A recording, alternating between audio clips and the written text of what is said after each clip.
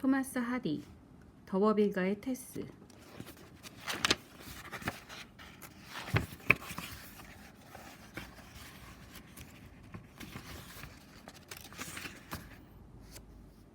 제1단계 처녀. 5월 하순경 해질녘에 중년으로 보이는 한 남자가 셰스턴을 출발해 블레이크모어 혹은 블랙모어라고 하는 인근 골짜기에 자리 잡은 말론 마을의 집을 향해 걸어가고 있었다. 비틀거리는 두 다리로 몸을 지탱한 불안정한 걸음걸이 탓에 남자는 직선으로 걷지 못하고 왼쪽 방향으로 사선을 그렸다. 어떤 의견을 새삼 확인하듯 이따금 당차게 고개를 주걱거렸지만 딱히 무슨 생각을 하고 있는 것은 아니었다. 그의 팔에는 빈 달걀 바구니가 매달려 있었고 모자는 보풀이 일 만큼 낡은 데다 모자를 벗을 때 엄지손가락이 닿는 테 부분을 기운 천도 거의 닳아해졌다. 얼마 가지 않아 그는 잿빛 앞말을 탄 늑수그레한 신부와 마주쳤다. 말 위의 신부는 두서없는 노랫가락을 흥얼거리고 있었다. 안녕합쇼. 바구니를 든 남자가 말했다. 안녕하시오 존경. 신부가 대답했다. 걸어가던 남자는 한두 걸음 더 떼다가 발길을 멈추고 몸을 돌렸다. 그런디 실례합니다만 신부님, 지난번 장날에도 이맘때쯤 여기서 뵌 적이 있었지요. 인사를 드렸더니 그때도 지금처럼 안녕하시오 존경 요렇게 대답하셨고요. 그랬지, 신부가 말했다. 그전에도 한 달쯤 전의 일이구먼요. 그랬을 걸세. 저는 무지렁이 도부장수 잭 더비필드인디 만날 때마다 존경하시는 까닭이 도시 무엇인지요? 신부의 말이 한두 걸음 다가와 멈춰섰다. 괜히 그래 보고 싶었네. 이렇게 답한 그는 잠시 머뭇거리다 말을 이었다. 향토지를 새로 편찬하느라 가계도를 뒤지다 얼마 전에 한 가지 사실을 알게 됐거든. 나는 스태그푼 레인에 사는 트링엄 신부인데 고서 연구가이기도 하네. 더비필드. 자네가 페이건 더버빌 경이 시조인 유서 깊은 기사 가문 더버빌가의 직계 후손이란 걸 정말 모르고 있었나? 배틀 수도원 양피지 문서에 의하면 명성이 자자한 기사 페이건 더버빌은 정보강 윌리엄과 함께 노르망디에서 건너왔다네. 생전 처음 듣는 얘긴데쇼. 어쨌거나 사실일세. 턱을 조금 들어 옆 얼굴에 선을 보여주게나. 틀림없어. 좀 천격이 박혔지만 더버빌가의 코와 턱이 맞네. 페이건 더버빌경은 노르망디의 에스트라마빌라 공을 도와 글러머건셔를 정복한 12기사 중에 한 사람이지. 그의 후손들은 이 지방에 많은 영지를 갖고 있었고 스티븐 왕 시절의 국고 연감에도 언급된다네. 존 왕이 다스릴 때는 병원 기사단에 땅을 떼어줄 정도로 거부를 배출했고 또 에드워드 2세 때 자네 선조 브라이언은 웨스트민스터에서 소집된 왕정청 회의에 참석하기도 했지. 올리버 크로멜이 집권했을 때는 가세가 좀 기울기는 했지만 심각한 정도는 아니었고 찰스 2세 7세에는 충성심을 인정받아 왕실 오크 기사 자귀를 받았지. 그래, 자네 가문은 대대로 기사였어. 만약에 준 남작처럼 기사도 세습이 된다면 옛날에는 사설 기사자기가 아버지에서 아들로 이어졌거든. 지금 존경으로 행세해도 될 텐데 말일세. 아무리 그럴 리가요. 한마디로 신부가 말 회초리로 자기 다리를 단호하게 치면서 말을 맺었다.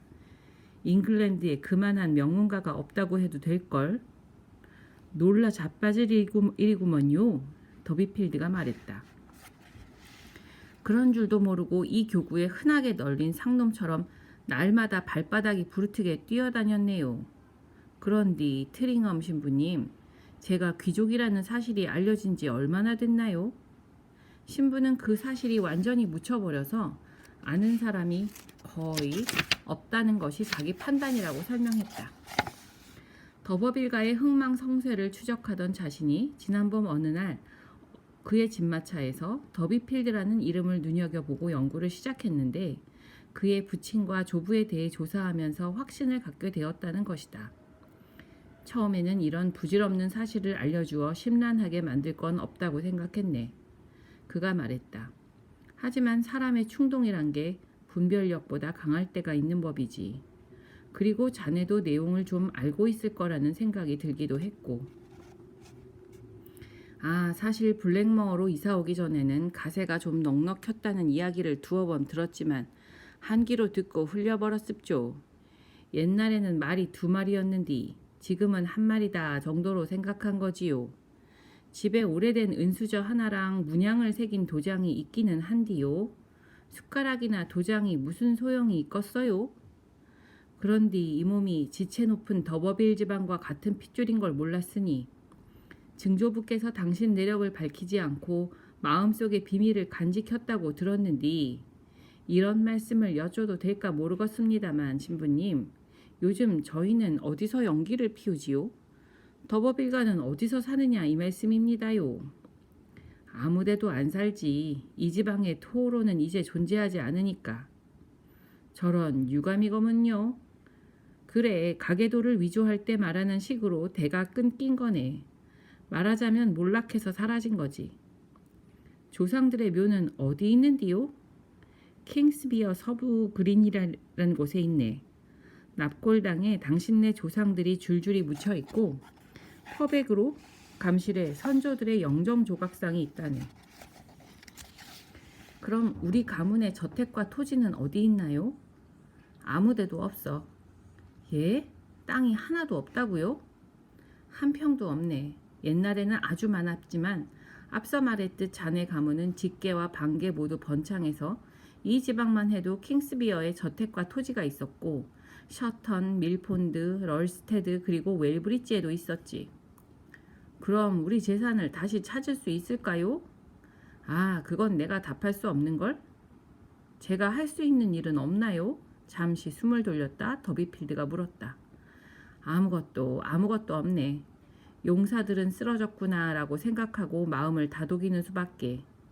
이 일은 향토사가나 족보학자들의 흥미를 끌지 모르지만 그 이상은 아닐세. 이 지방의 농부 몇몇도 자네와 마찬가지로 몰락한 명문가의 자손인걸. 잘 가게나. 이왕 만나 뵌 김에 트링엄 신부님, 발길을 돌려 저하고 맥주나 한잔 하시지요? 퓨어드롭 주막의 술맛이 꽤 쓸만한게요. 물론 롤리버 주막보다는 못하지만요. 고맙지만 사양하겠네 더비필드. 자네 오늘 저녁은 술은 더 안 하는 게 좋겠어. 벌써 꽤 취한 것 같은데? 이렇게 말을 맺고 신부는 이 흥미로운 옛날 이야기를 옮긴 것이 분별 있는 일이었나 하는 의구심을 떨치지 못한 채 말을 몰고 사라졌다. 그가 가고 나자 더비필드는 깊은 몽상에 잠겨 몇 걸음을 떼다가 바구니를 앞에 내려놓고 길려 풀이 무성한 둑에 앉았다. 잠시 후 멀리서 더비필드가 걸어왔던 방향으로 한 젊은이가 걸어오는 것이 보였다. 그를 본 더비필드는 손을 흔들었고 젊은이는 걸음을 재촉해 다가왔다. 어이, 저 바구니를 들어라. 내 심부름 좀 해줘야겠다. 웻가지처럼 홀쭉한 젊은 사내가 인상을 썼다. 아니 존 더비필드, 당신이 뭐라고 사완 다르듯 이래라 저래라 하는 거요? 내가 당신 이름을 아는 것처럼 당신도 내 이름을 아는디. 내 이름을 안다고? 안다 이거지? 그게 바로 비밀인디. 비밀이라고. 자, 명령을 받들도록. 내가 전하라는 말을 가서 전하라고. 프레드. 그 비밀이란 게 내가 귀족의 핏줄이라는겨. 나도 오늘 오후 현재 이 시점에 알게 됐지. 이렇게 선포한 다음 더비필드는 앉은 자세 그대로 데이지가 우거진 둑에 벌러덩 누워버렸다. 청년은 앞에 버티고 서서 더비필드를 머리 꼭대기부터 발끝까지 훑어보았다. 존 더버빌경, 내가 바로 그분이지. 누워있는 남자가 말을 이었다. 기사가 준 남작이라면 말이여. 사실 그게 그거지 뭐. 이 몸에 관해 역사책에 죄다 기록되어 있다나. 킹스비어 서브 그린힐이라고 들어는 봤나 젊은이? 예, 그린힐 장날에 가본 적은 있는디요. 그려, 그 도시의 교회 아래 누워있는. 거긴 도시가 아니에요. 어쨌든 내가 갔을 때는 아니었수. 한눈에 다 들어오는 손바닥만한 동네인걸요? 동네 이야기는 관두게. 문제는 그게 아니여. 그 교구 교회 아래 우리 조상들이 묻혀있단 말씀이여. 수백 명이나 되는 조상님들이 감옥과 보석을 휘감고 엄청나게 무겁고 큰 납관에 누워 계신다고. 남부 웨섹스에서 나보다 훌륭하고 뼈대 있는 조상을 둔 사람이 있으면 나와보라고요. 그려서요. 자, 이 바구니를 들고 말롯으로 가게나. 퓨어드롭 주막에 가서 즉시 여기로 마차를 보내서 날 집으로 모셔가라고요. 작은 병에 럼주 4분지 1파인트를 채워 마차 바닥에 놓고 내 앞으로 달아둬. 그런 다음 바구니를 갖고 우리 집으로 가서 마누라한테 빨랫감은 치워버리라고요. 이제 하지 않아도 되니께. 할 말이 있으니께 내가 집에 도착할 때까지 기다리라고 하고. 젊은이가 미심쩍은 듯 서 있자 더비필드는 주머니에서 자기로서는 좀채 만져보기 힘든 1실링짜리 동전을 꺼냈다. 심부름값일세. 이것이 젊은이의 상황 판단에 큰 변화를 가져왔다. 예, 존경, 감사하구먼요. 더 시키실 일이 없으신가요, 존경? 우리 집에 가거든 내가 저녁 식사로 양고기 볶음을 먹었으면 좋겠다고 하게. 양고기가 있으면 말일세. 없으면 선지 소시지도 좋은디 그것도 없으면 곱창 볶음도 좋고. 젊은이가 바구니를 집어들고 막 가려는 순간 마을 쪽에서 관악대의 음악 소리가 들려왔다. 저건 뭔가? 더비필드가 말했다. 날 맞이하러 온 건가? 부녀회 들놀입죠, 존경. 아, 따님도 회원일 텐데요. 그렇고 말고 중대사에 정신이 팔려 깜빡했네. 자, 말롯으로 달려가 마차를 보내게나? 마차를 타고 들놀이를 시찰할 생각도 있으니께.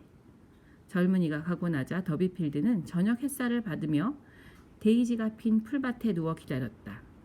오래도록 행인이 한 명도 없었다. 푸른 언덕으로 둘러싸인 그곳에서 사람이 내는 소리는 악대의 연주뿐이었다. 말롯 마을은 앞서 말한 아름다운 블레이크모어 혹은 블랙모어 골짜기의 동북쪽 구릉들에 둘러싸인 외진 곳에 자리 잡고 있었다. 런던에서 4시간이면 이를 수 있는 거리지만 아직까지 이 골짜기의 대부분은 관광객이나 풍경화가의 발길이 닿지 않았다. 이 골짜기와 안면을 트는 가장 좋은 방법은 여름에 한창 가물 때는 피할 것, 골짜기를 에워싸고 있는 산등성이에서 바라보는 것이리라. 날씨가 궂을 때 안내자 없이 후미진 곳을 돌아다니다가는 좁고 꼬불꼬불한 진창길에 실망하기 십상이다. 들판이 맨 흙을 드러내거나 샘이 마르는 법이 없는 비옥하고 안온한 이 고장은 남쪽으로는 험준한 백악질의 산맥이 경계를 이루고 있었는데 햄블던힐, 멀베로, 네틀콤타우트, 도그베리, 하이스토이, 법다운 등의 봉우리들이 이 산맥에 포함된다. 해안에서 북쪽으로 20마일 넘게 석회질의 초원과 밀밭을 터벅터벅 걸어오던 여행객은 갑자기 솟아오른 절벽의 가장자리에서 발밑에 지도를 펼쳐놓은 듯 지금까지 지나온 곳과는 전혀 다른 고장을 뜻밖의 기쁨으로 마주하게 된다. 등 뒤로는 탁 트인 언덕이 펼쳐져 있고 넓은 들판 위로 햇빛이 내리쳐 막힌 데가 없는 풍경이 펼쳐진다. 흰색의 들길을 따라 야트막하게 엮어놓은 산놀타리 가지들이 이어지고 대기는 무색 투명하다. 골짜기 안의 세계는 자그마한 규모로 아기자기하게 꾸며져 있다는 인상을 준다. 들판은 마구간에 딸린 목초지에 지나지 않은 것 같고 높은 곳에서 조그맣게 보이는 들판의 산울타리는 연한 녹색 풀밭 위에 짙은 녹색 실을 얼기설기 엮어놓은 것 같다. 눈 아래 펼쳐진 대기는 나른하고 하늘의 색조는 무척 진했는데 화가들이 이른바 중경이라고 부르는 곳도 그런 색깔이다.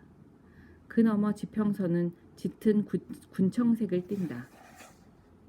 경작지는 작고 협소하다.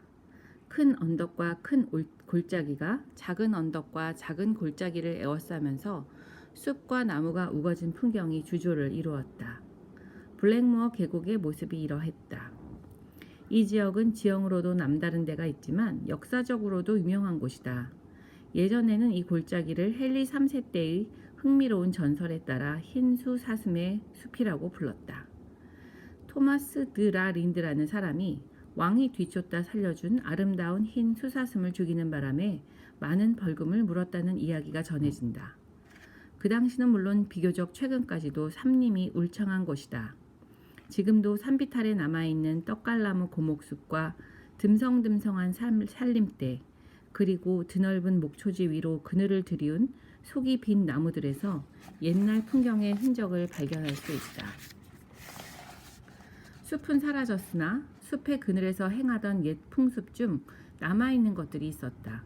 하지만 대부분 변형되거나 변질된 형태로 명맥을 유지했다. 예컨대 앞서 언급한 오후에 보게 될 5월제의 춤은 이 고장에서는 부녀회 들놀이로 불리는 부녀회 잔치로 변형되었다. 그것은 말롯의 젊은 세대에게는 재미있는 행사였지만 의식에 참가하는 이들이 그 참된 의의에 관심이 있는 것은 아니었다. 기념일에 행진을 한다거나 춤을 추는 풍속을 이어간다는 점보다는 참가자들이 모두 여성이라는 점이 특이했다. 남자들의 모임에서 이런 축제가 사라져 가기는 해도 그렇게 보기 드물지는 않았다. 그러나 여자들의 타고난 수줍음 때문인지 아니면 남자 인척들의 냉소적인 태도 때문인지 남아있는 부녀회들에서는 축제의 장관과 절정을 생략했다. 오직 말롯의 부녀회만이 그 동네의 케레스를 모시는 축제를 이어오고 있었다. 자선 활동까지는 못하더라도 케레스 여신에게 서원한 여성들로서 그들은 수백 년간 행진을 했고 아직도 이를 이어오고 있었다. 행렬에 참여한 이들은 모두 흰색의 긴 웃옷을 입었다. 5월이 즐거움과 동이었던 구력 시절 사람들이 1년 단위 이상의 장기적인 관점을 갖게 되면서 정서가 단조로운 평균치로 안정되기 이전의 화려한 유물이었다. 둘씩 짝을 지은 이들은 교구를 한 바퀴 도는 것으로 행진을 시작했는데 초록빛 산울타리와 담쟁이 덩굴로 뒤덮인 주택가를 배경으로 햇볕을 받으면서 이상과 현실이 가벼운 충돌을 일으켰다. 모두 흰옷을 입고 있기는 했지만 같은 빛깔은 한 벌도 없었기 때문이다. 어떤 것은 순백에 가까웠고 어떤 것은 푸르스름했으며 좀 나이가 든 이들의 옷은 여러 해 개어 놓았던 탓에 창백한 빛이 감돌았고 조지 왕조풍에 가까웠다. 흰옷으로 차별화한 것에 덧붙여 부인들과 처녀들 모두 오른손에는 껍질을 벗긴 버드나무 가지를, 왼손에는 흰 꽃다발을 들고 있었다. 버드나무 껍질을 벗기고 꽃다발을 만드는 일은 각자 손수했다. 행렬에는 중년과 초로의 안악들이 몇 명 있었다. 세월의 풍파에 시달린 뻣뻣한 은백의 머리카락과 주름진 얼굴은 이렇게 유쾌한 상황에서 기괴하다고까지 할 수는 없어도 처량한 분위기를 풍겼다. 제대로 볼 눈만 있다면 나이 어린 회원들보다는 사는 재미가 하나도 없구나라고 말할 때가 다가오는 시름 많고 풍상을 겪은 이들에게서 배울 것이 더 많다고 할 수 있다. 하지만 여기서는 연장자들을 제쳐놓고 꼭 끼는 조끼 속에서 생명이 뜨겁게 약동하는 이들한테 눈길을 돌리도록 하자. 사실 젊은 처녀들이 행렬의 대다수를 이루었고 그들의 풍성한 머리채는 햇빛을 받아 여러 가지 색조의 황금색, 흑색, 갈색을 띠었다. 어떤 처녀들은 눈이 예뻤고 어떤 처녀들은 코가 잘생겼고 어떤 처녀들은 입과 몸매가 예뻤지만 이 모든 것을 다 갖춘 처녀는 드물었다. 사람들의 눈길을 받는 상황에서 입술을 어떻게 할지, 고개를 어떻게 쳐들어야 할지, 또 자의식이 드러나지 않게 표정을 지으려면 어떻게 해야 할지 어쩔 줄 몰라 하는 것이 역력했다. 그들은 많은 사람들의 눈길에 익숙하지 않은 진짜 시골 처녀들이었다. 이들 모두가 햇볕으로 몸이 따뜻해졌듯이 각자 자신의 영혼을 따뜻하게 해주는 마음속의 작은 태양을 갖고 있었다. 그것이 꿈이든 사랑이든 취미든 아니면 아득하고 먼 최소한의 희망이든 이루어지지 않고 사라질지라도 그것은 희망이 그렇듯 그대로 이어졌다. 그래서 그들 모두 명랑했고 대부분 기분이 들떠 있었다. 이들 일행이 퓨어드롭 주막 옆을 돌아 나와 큰 길에서 쪽문을 통해 풀밭으로 들어설 참에 처녀 하나가 말했다.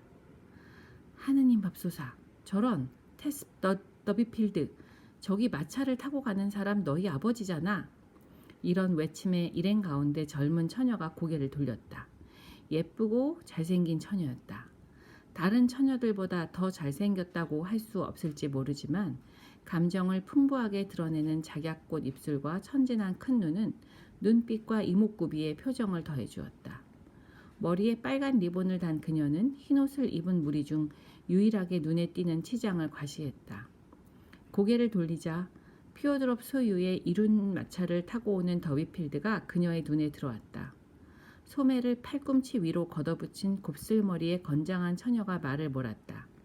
술집에서 일하는 명랑한 하녀인데 가끔 말도 돌보고 마부 노릇도 하는 허드렛 일을 맡아 했던 것이다. 더비필드는 등을 기대고 기분 좋게 눈을 감고는 머리 위로 손을 흔들면서 느린 곡조의 노래를 부르고 있었다. 기사자기를 받은 조상들이 나는 있다네. 킹스비어의 가족묘지에 거기 납관에 누워 계신다네. 들놀이 회원들이 키들거렸다. 아버지가 사람들 앞에서 광대짓을 하고 있다는 생각에 얼굴이 점점 달아오른 테스라는 이름의 처녀를 빼고 말이다. 피곤하셨나 봐. 그녀가 서둘러 변명했다. 우리 집 말이 오늘 쉬는 날이라 오다가 마차를 얻어 타신겨. 우리 테스는 순진하기도 혀. 친구들이 말했다. 너희 아버지가 장에 가셨다 한 장 걸치신 거지 뭐. 호호. 야, 우리 아버지를 농담거리로 만들 양이면 너희랑 한 치도 더 걷지 않을겨. 뺨의 홍조가 얼굴과 목까지 퍼져나간 테스가 소리를 질렀다. 곧 눈물을 글썽거리며 두 눈을 내리깔았다. 그녀의 마음을 정말 아프게 했다는 생각에 친구들은 입을 다물었고 행렬에 다시 질서가 잡혔다. 테스는 아버지가 왜 그러는지 알고 싶었지만 자존심 때문에 다시 고개를 돌리지 않았다. 그래서 그녀는 춤을 출 장소인 울타리를 친 풀밭으로 일행과 함께 들어갔다. 그곳에 다다랐을 때쯤 그녀는 마음의 평정을 되찾았고 옆에 친구를 버드나무 가지로 톡톡 치면서 여느 때처럼 이야기를 나눌 수 있었다. 이 시점에 테스 더비필드는 경험이 스며들기 전이라 감정에 따라 움직이는 아이에 지나지 않았다. 마을 학교에 다녔지만 사투리 억양이 약간은 남아있었다. 이 지방 사투리의 억양은 유알이라는 음절로 얼추 내는 유성음이 특징이었는데 인간이 내는 어떤 소리보다도 풍성한 느낌을 주었다. 이 음절을 발음할 때 그녀 특유의 뾰로통하게 내민 붉은 입술은 아직 명확한 형태를 잡지 못했고 말을 마치고 입술을 모을 때면 아랫입술이 윗입술의 가운데를 밀어 올리는 버릇이 있었다. 어린 시절의 여러 국면이 그녀의 얼굴에 아직 남아있었다. 오늘 행렬에 참가한 그녀는 탄력있고 균형 잡힌 여성스러운 몸매에도 불구하고 때때로 뺨에서는 12살의 모습이, 반짝거리는 눈에서는 9살의 모습이, 심지어 입의 곡선을 따라서는 5살의 모습이 스쳐 지나가곤 했다. 하지만 이 점을 아는 사람은 거의 없었고 눈여겨보는 사람은 더더욱 없었다. 아주 소수의 사람들만이, 주로 낯선 사람들이 무심코 그녀를 지나가다 한참 바라보고는 그녀의 신선함에 잠시 매료되어 그녀를 다시 만나고 싶다는 생각을 했다. 대다수의 사람들에게 테스는 그림같이 예쁜 시골 처녀에 불과했다. 술집 하녀가 모는 개선마차 안에 더비필드가 시야에서 사라지고 부녀의 일행은 춤을 출 장소로 돌아갔다. 무리 중에 남자가 없어서 처음에는 여자들끼리 춤을 추었으나 하루 일과가 끝날 시간이 되자 마을의 남자들과 한가한 이들, 지나가는 나그네 등이 주변에 모여들어 짝을 찾아 추고 싶어하는 눈치였다. 구경꾼 중에는 노동계급이 아닌 듯한 청년이 3명 있었는데 등에 작은 배낭을 메고 손에 단단해 보이는 지팡이를 들었다. 서로 상당히 닮은 데다 연배가 조금 차이가 나는 듯해서 형제간으로 짐작할 수 있었고 사실 형제간이기도 했다. 맏형은 서품을 받은 신부의 흰 타이와 목까지 올라오는 조끼와 챙이 좁은 모자를 썼고 둘째는 대학생으로 보이는 차림이었다. 가장 어린 막내는 옷차림만으로는 뭐라고 말하기 힘들었다. 눈매와 복장에 좁은 데 갇힌 느낌이 없는 것을 보면 아직 직업이 정해지지 않은 듯 싶었다. 어떤 일 혹은 모든 일을 종작 없이 공부 삼아 시험해보는 사람이라고만 말할 수 있었다. 삼형제는 오다가다 알게 된 사람들에게 성령 강림절 휴가에 동북쪽의 세스턴읍에서 서남쪽으로 코스를 잡아 블랙모어 골짜기를 가로질러 도보 여행을 하고 있다고 말했다. 그들은 큰 길 옆 출입문에 기대 흰옷을 입은 처녀들이 무슨 연유로 모여 춤을 추고 있는지 물었다. 손위 형들은 오래 머물 의도가 없는 것이 분명했지만 막내는 처녀들이 때를 지어 남자 짝도 없이 춤을 추는 광경이 재미있는지 길을 떠날 생각을 하지 않았다. 그는 배낭끈을 풀어 배낭을 지팡이와 함께 울타리 옆에 기대놓고 출입문을 열었다. 에인절, 뭘 하려고 그러냐? 가서 저 처녀들과 한판 놀아볼 작정이에요. 우리 다 같이 잠깐만 놀아요. 그렇게 오래 걸리지 않을 거예요. 안 될 소리, 마티 형이 말했다. 야외에서 드센 시골 처녀들과 춤을 추겠다니 누가 보면 어쩌려고. 어서 가자. 잘못하면 스투어 캐슬에 도착하기 전에 날이 저물 거다. 더 가까운 데는 숙박할 데가 없어. 그리고 잠자리에 들기 전에 책을 이왕 힘들여 갖고 왔으니 불가지론에 대한 반론을 한 장 더 읽어야지. 알았어. 5분 이내로 형들을 따라갈 테니 먼저 가요. 약속 지킬게, 펠릭스 형. 형들은 마지못해 동생을 놔둔 채 떠나면서 따라잡기 쉬우라고 그의 배낭까지 집어들었다. 막내는 들판으로 들어섰다. 참으로 딱한 노릇이네요. 춤을 잠시 멈춘 사이 그는 가장 가까이에 있는 두세 명의 처녀에게 정중하게 말을 걸었다. 파트너들은 다 어디 갔나요, 아가씨들? 일이 아직 안 끝나서요. 제일 당돌한 아가씨가 대꾸했다. 이제 곧 올 거예요. 그때까지 같이 추실래요? 기꺼이 그러지요. 하지만 아가씨들은 이렇게 많은데 나 혼자라서. 한 명도 없는 것보다 낫지요. 여자들끼리 마주보고 스텝을 밟는 건 처량하니까요. 허리는 감아 안고 목은 끌어안고 해야 맛이지. 자, 골라 잡으세요. 쉿, 너무 나대지 마. 낯을 좀 가리는 아가씨가 말했다. 이런 제안을 받은 청년은 누구한테 더 마음이 끌리는지 둘러보았다. 하지만 모두 처음 보는 얼굴이라 분별하기 쉽지 않았다. 그는 가장 가까이에 있는 처녀를 택했는데 자신을 택하리라고 기대하고 제안했던 아가씨도 아니고 우연히 테스 더비필드를 골라잡은 것도 아니었다. 가문, 조상의 유골, 비석에 새긴 글, 더버빌과의 얼굴 윤곽이 인생의 경쟁에서 테스에게 도움이 되지 않아서 흔해 빠진 상것들을 제치고 파트너로 선택받게 해주지 못했다. 빅토리아 시대의 재물이 뒷받침해주지 않는 노르망디 혈통의 힘은 고작 이 정도이다.